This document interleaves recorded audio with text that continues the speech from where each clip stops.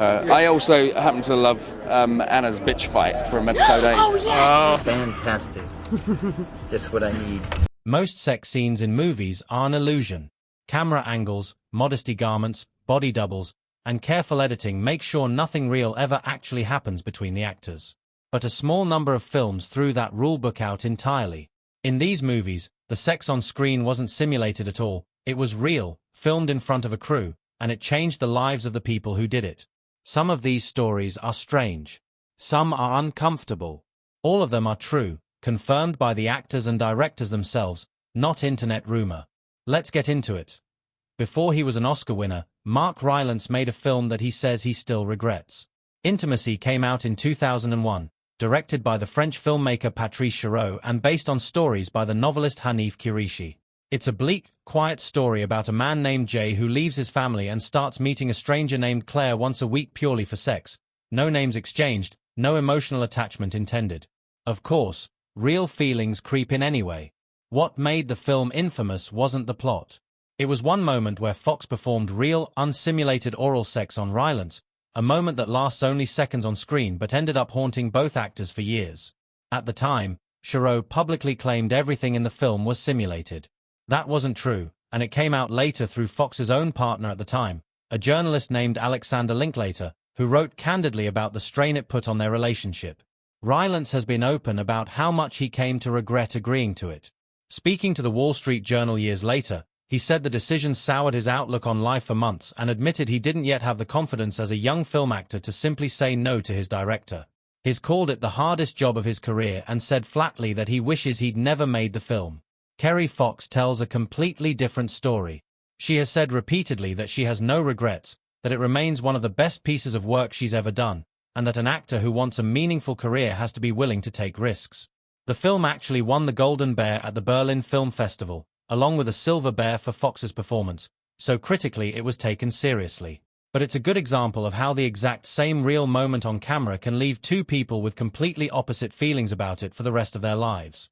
In 2004, a low-budget British film called 9 Songs became one of the most talked-about movies in the world for reasons that had nothing to do with its plot. Directed by Michael Winterbottom, the film follows a young couple, played by Kieran O'Brien and Margot Stilley, through their entire relationship, told almost entirely through concert footage and scenes of them having sex. And that sex was completely real.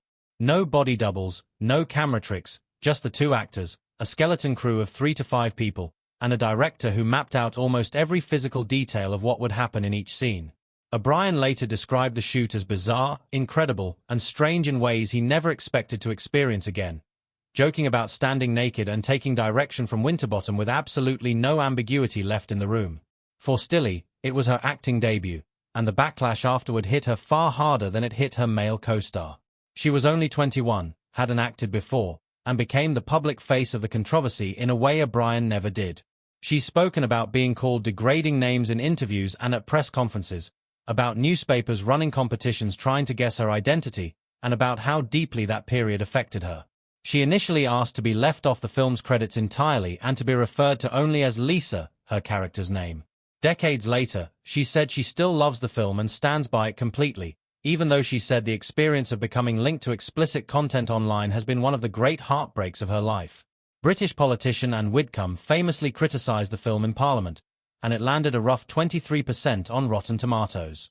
But 9 Songs still holds a specific place in film history as the most sexually explicit film ever passed uncut by British censors, and it opened the door for the wave of films that followed.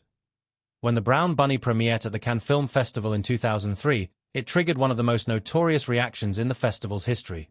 Vincent Gallo wrote, directed, produced, and starred in the film as a motorcycle racer driving across the country, haunted by memories of a former lover played by Chloé Sevigny. Near the end of the film, Sevigny's character performs oral sex on Gallo's character, and it's real. Not implied, not edited around, an actual, unsimulated act between the two actors, who were reportedly involved romantically around that time, though Gallo has since disputed how serious that relationship actually was. The scene caused a full-blown scandal at Cannes. Legendary critic Roger Ebert called it the worst film in the history of the festival, and Gallo fired back, at one point calling Ebert insulting names in the press. It turned into a public feud that played out for months.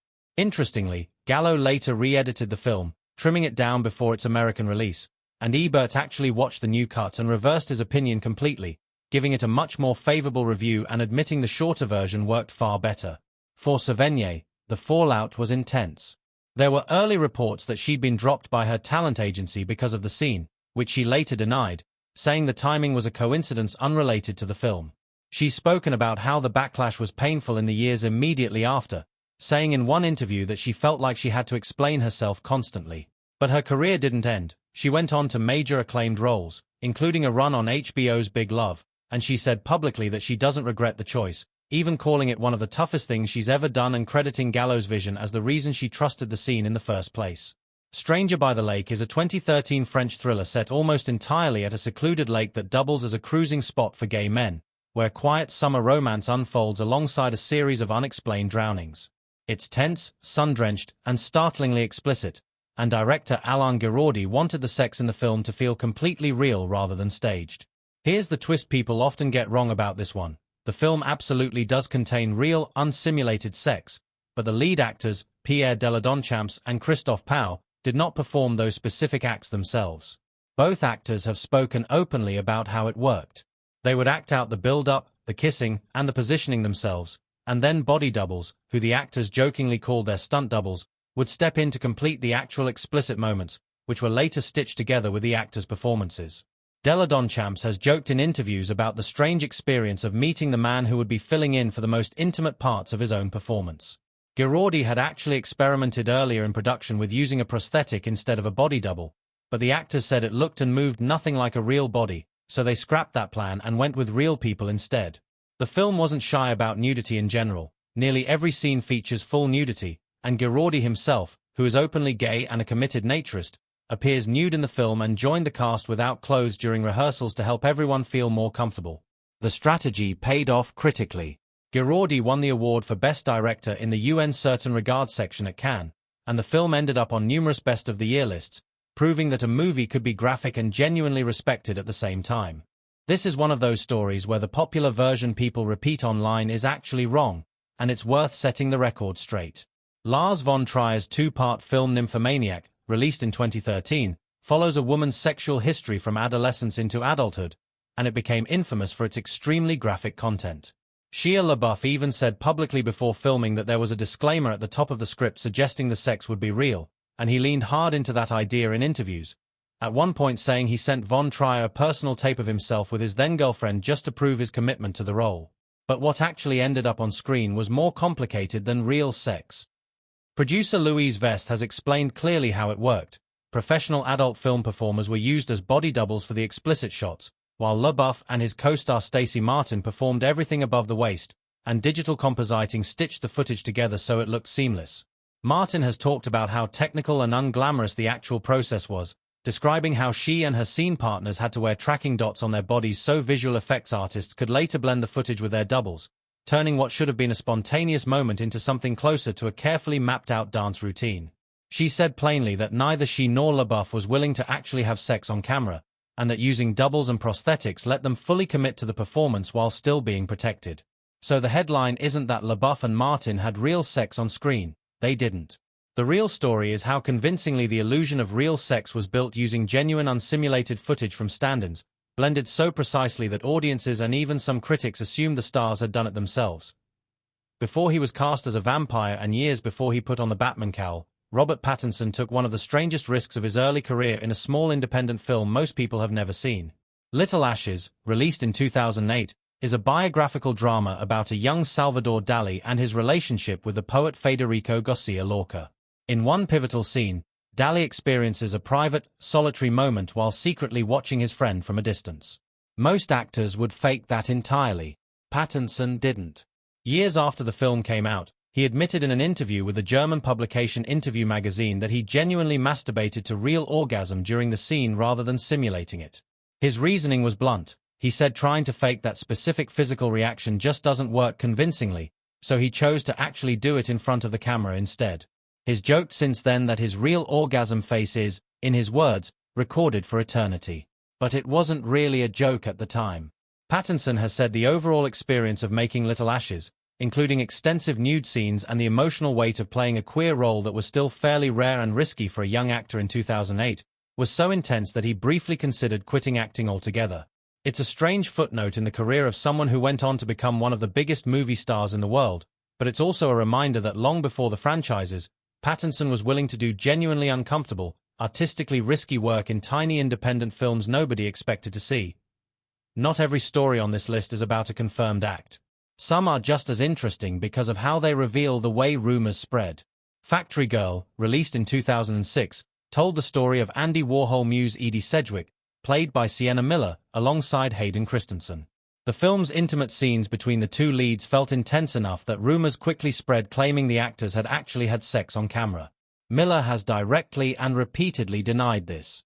She stated plainly that nothing real happened between them and that what audiences saw on screen was simply strong acting, not an actual sexual act. It's worth stating clearly, unlike the other entries on this list, there is no confirmed unsimulated content in Factory Girl. The rumor persisted anyway, showing just how easily audiences can be convinced that a well-acted scene must be real, when in this case, according to the person who was actually there, it wasn't. We're ending with a lesser-known 1985 film that rarely comes up in these conversations but deserves recognition as one of the earliest examples of this approach in narrative cinema. James Joyce's Women drew on characters from James Joyce's writing, including Ulysses, exploring love and longing against the backdrop of 19th-century Ireland. Long before 9 Songs or The Brown Bunny made headlines, this film reportedly included a scene of genuine, unsimulated intercourse between its two leads, filmed with the explicit goal of bringing real emotional truth to the story rather than relying on staged performance. Unlike the other films on this list, detailed, verifiable, on-the-record interviews about this specific claim are much harder to find today, and audiences should treat it with more caution than the well-documented cases earlier on this list. What we can say for certain is that the film never became a mainstream hit, but it developed a quiet reputation in certain film circles as an early, rarely discussed example of a mainstream narrative film attempting the same kind of raw authenticity that would later make headlines for other directors decades on. So there you have it. 8 decades worth of actors who blurred the line between performance and reality, some by choice, some under pressure, and at least one where the rumor turned out to be more powerful than the truth. Whether you see this as brave filmmaking or a line that never should have been crossed, one thing's clear. These moments still get talked about years, sometimes decades, later. Let us know in the comments which one surprised you most, and if you enjoyed this, check out the next video on your screen for more stories from behind the camera.